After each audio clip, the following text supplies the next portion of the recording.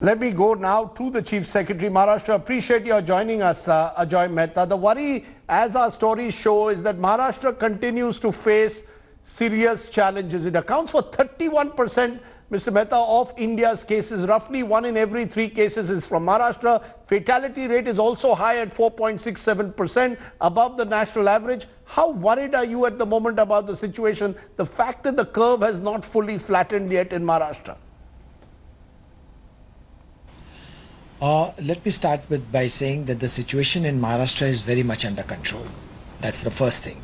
Secondly, the curve is flat. In fact, now for the last almost 20 days, the number of cases coming every day is within a band of plus or minus 5%. So we are not seeing any major increase or decrease also. That's the second issue. Now, as far as the number of cases being one of the highest in the country or being a large percentage of what the country is saying, let me also tell you, Rajdeep, that we are the most urbanized state in the country. It's a very highly urbanized state. And this disease, this pandemic, has been an urban phenomena.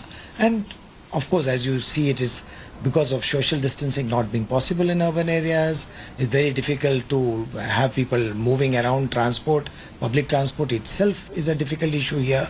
And that's why you find Mumbai, which is one of the most densest city. In fact, if you see the population per square meter in Mumbai is one of the highest anywhere.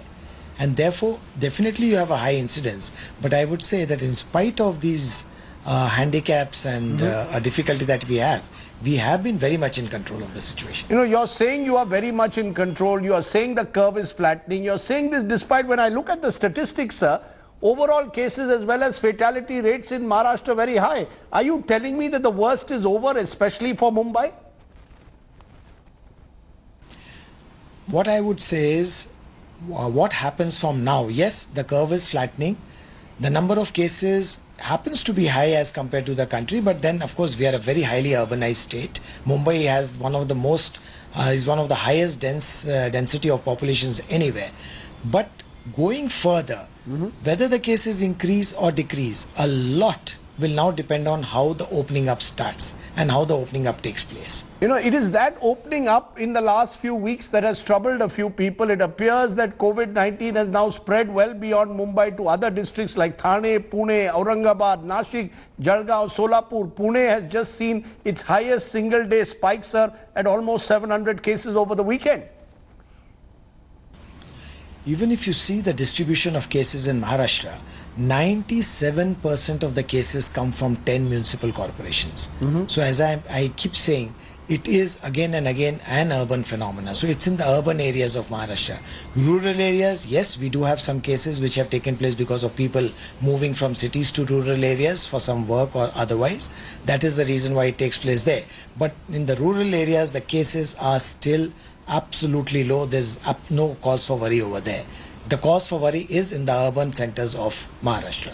You know, as you said, that this is a heavily urbanized state, deeply congested cities like Mumbai. But another dimension to Mumbai's problem is that while a Dharavi, for example, is under control, the slum pockets, as our story showed, high rises are now slowly getting higher numbers in new parts of Mumbai. Is that a worry now? Every time you unlock a city like Mumbai, new challenges will come up, new numbers will come up. Is that a worry? And should we therefore be prepared for even larger numbers in a city like Mumbai in the days ahead?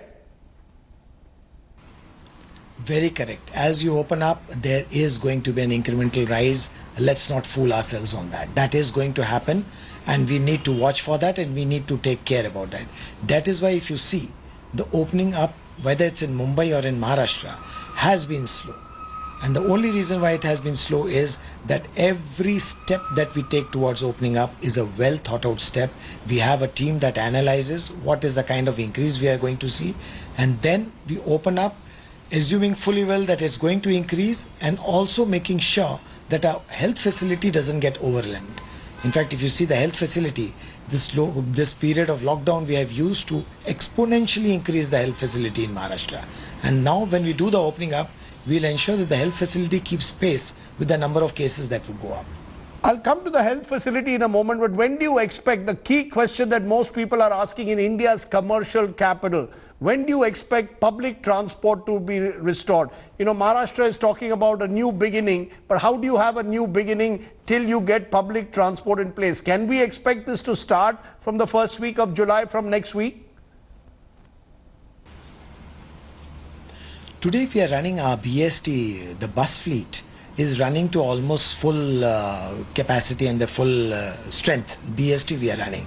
As far as trains are concerned, as of now we are running it only for essential services. Now when we talk of opening the trains up fully, or sort of carrying the full load on the trains, let me tell you, we must now realize that there is a new normal coming. There is a new way of life coming. This old method of living, the way we live till today, is going to be different. And we see that happening in Maharashtra and in Mumbai especially. There are a lot of companies, a lot of offices that are coming back to me and saying that we are now encouraging work from home. And I suppose you would see a lot of people now working from home. Secondly, staggered timings. At one point of time, that was an anathema. People just didn't want to have staggered timings. Everybody wanted to work on the same day, same timing, so that everybody got home on the same day and same timing. Now people are agreeing to that. So once you put these things in place and public transport load comes down, we should see a full opening. So public transport is one challenge. The other big challenge, Mr. Chief Secretary, is ventilators. We are told that there are just about 3,000 odd ventilators across Maharashtra at the moment. Are there sufficient ventilators given that the number of cases continue to rise? Is that going to be the other big challenge as we go ahead? Let me tell you, when we started, in fact, I'll take just half a minute to give you the background of where we started from. 9th of March, Maharashtra got its first case. At that point of time, we just had 3 isolation hospitals. Today we have over 3,000 facilities. When we started then, we had just about 500 odd isolation beds. Today we have 3 lakh isolation beds in Maharashtra. We started with almost nothing oxygen beds. Today we have 30,000 oxygen beds, and as you rightly pointed out, 3,000 ventilators. The total number of critical cases in Maharashtra as we talk is about 1,800. So this is all critical, who need oxygen, who need ventilators, everything. So that's just about 1,800, and we have 3,000 ventilators. We've done a huge amount of work adding to the infrastructure in the last 2.5 months of lockdown. And that capacity is now showing up. Yes, there may be issues about, right. So the question is, going ahead, does a state like Maharashtra have enough in terms of ventilators, hospital beds? Will you keep needing to add to this capacity to build, because there will be a surge possibly at some time? Is that the challenge? Yes, as of now they are enough, but yes, we need to build for surge capacity, and that's incrementally we are adding every day. The only issue that comes in is that at some point of time there may be a particular area that may run short, but then we have a system in place to move the patient to some other area where a ventilator is available. A final question, sir. This is your last week. I know as Chief Secretary you retire end of the month. People say the bureaucracy is running the show in Maharashtra. Chief Minister Uddhav Thackeray is inexperienced. You and the bureaucrats are running the show. Is that true, or is that an unfair thing for me to say? Indian democracy is a very strong institution for one person to run.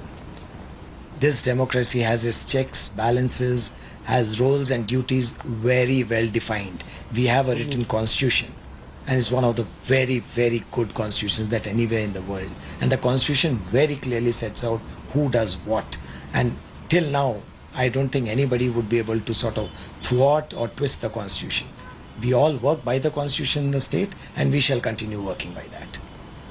Let me leave it there, Ajoy Mehta. Thanks very much for joining us. The good news that you're giving us is you believe that Mumbai is on the right track, but as you say, you have to prepare for surge capacity. Thanks very much for joining me here on the news today. Hello everyone, this is Rahul Kamal here. Hope you enjoyed this video. For the latest news and analysis, like and subscribe the India Today YouTube channel, and don't forget to press the bell icon to stay updated.